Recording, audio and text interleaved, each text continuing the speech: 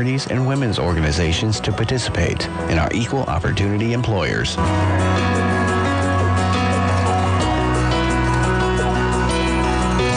WICH forecast sunshine for today should be about 68, 57 so far.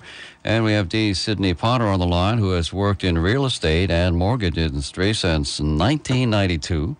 Licensed member of the National Association of Realtors and National Association of Home Builders, among other things. Good morning. How are you doing today, Ms. Sidney? Mr. Mark Wayne, thanks for your time. Appreciate it. Oh, good to have you here. The book is called Flip. One would wonder, what is the flip? The flip. It's the art of the flip. It's a flipologist trying to tell it like it was the past decade out there front lines flipping new tract homes, primarily out there in the Southwest. So the real estate industry, I presume, has changed enormously since the bubble burst. You know, but the real estate is alive and well, and I know it's hard. It's easy to put the appetite on the industry because it's all the bad news that we hear. But depending upon one's perspective and actual appreciation, it's not as bad as it seems. Actually, it's really not. Well, that's a good thing.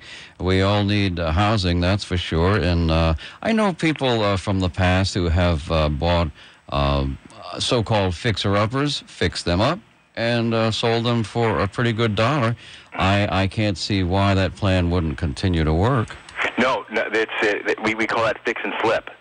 And there's particular type of loan programs for fix and flip, and those are alive and well, and it depends upon motivation and one's access to capital to make that happen, to turn those homes around, and they're especially low right now. It's just more of a intimidation process in not believing what you hear, and if you're able to get past that paradigm shift, at least with one's own psyche and mental facilities, then it's possible to be on the winning side of this equation in terms of the real estate market. What has changed, and how have you had to adjust since the changes? Well, you talk about a paradigm shift. Access to capital, you can't get 0 to 5% or even 10% as an investor, so that's a big difference. If you've got $40,000 to go out there and buy some real estate, suddenly instead of getting 10 properties, it just got reduced to 3 or 4. So that's a new reality on your world being shaped substantially smaller within oneself. But at the same time, those 10 properties are a lot cheaper, or at least those 3 to 4 properties that you may have access to are substantially less. So that's the upside, quite frankly. Now, when you decide to flip, how do you go about choosing the right place, and how do you know or get the feeling that it could be a successful deal?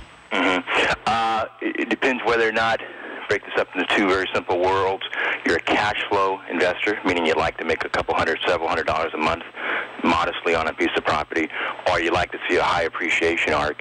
And there's lots of websites out there that builderonline.com is a good one, neighborhoodscott.com. So all the research is out there. You get a sense of what type of investor you are or want to be, and know whether or not to go into certain markets. And it's you don't have to be an economist. You can be an armchair economist, and it's much simpler. You just want to make sure your game is tight. And what I mean by that, meaning that you've got a good FICO score, so it gives you the necessary tools to go out there and actually buy, as opposed to just be a window shopper. Now, you mentioned also that loans are tougher to get, so does that mean that you really have to have a lot of, say, deep pockets to make this happen these days? Not really. You know, on a more pedestrian level, you've got homes from Detroit to Houston to Phoenix, out there to Sarasota, Florida, Jacksonville, Florida. Not so much in the Northwest, because you guys have been fairly insulated to a certain extent on this boom and bust odyssey. But at $40,000 to $50,000 for an investment home, that's at an 8% loan. That's about $300 a month. That's not asking too much to pay $300 for a mortgage payment on an investment home you want, and putting down 20% on a $30,000 home, and they're out there in abundance. So these just aren't old shacks, but they're actually past housing code, is about $6,000. So that's, you don't have to be a super rich guy, relatively speaking, to go out there and buy and be part of the process. Not too long ago, I was at a business after hours here, and I was talking with a lady who was in real estate who was quite excited because she had a closing. And you know, I used to be in sales, and we had closings, hopefully several every day. Yeah. But finally, I realized a closing of a house, that really is a big deal. What do you do when a closing comes around? House inspectors are pretty important. Another item, closing cost. An old adage in real estate, and your lady friend probably knows this, is surprises kill deals. And unless you look at some of the closing documentation, in particular what's called a HUD-1 settlement statement, where it itemizes the cost of money that's coming out of your pocket, that is a preparation that you're going to want to have aced before you enter that closing room. In the Northeast, you typically do those with lawyers. In the Southwest, we do those with title companies, escrow officers. But that's probably the most important element, to make certain that the house is a clean deal. There's no surprises, there's clean title, and that there's no surprising closing costs that interrupt a deal, such as the loan documentation. Instead of a 6%, you end up with 9%, or an additional couple thousand on closing. That could really take the margin out of the win in terms of the piece of property that you're going to close on. There's the title search is something that always seems to come up, and I always wonder, the title has been searched, the house has been sold, I don't know, maybe 50 times, maybe not that many, but is it necessary to do a title search each and every time? Absolutely, and lawyers will especially tell you this because they compete with escrow officers in terms of the same level of diligence of what they have to execute on a transaction, especially with the robo-signing issue, when you've got so many properties that may have problems with a servicer and may have not been a clean close in terms of the REO process, and this is when the property went through the foreclosure process. So you're going to want to make certain that who owns it actually owns it.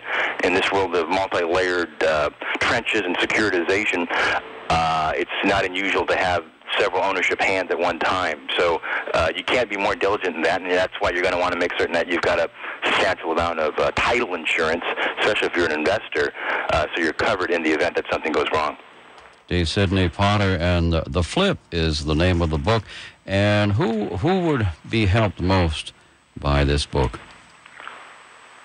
I would say everyone. It's been called a resource guide, and I consider that a compliment. Not a boring type of real estate directory, but a resource guide. So there you go. People who own a house, who may be considering selling it on their own, or people who are looking to buy houses to resell, or maybe just buying a house. Maybe this would be the answer for that as well. Absolutely. D. Sidney Potter, I want to thank you for joining us this morning, and much success with The Flip and more real estate. Mark Wayne, thanks for your time. God bless. You bet. Take care now. Okay. Sunshine for today will be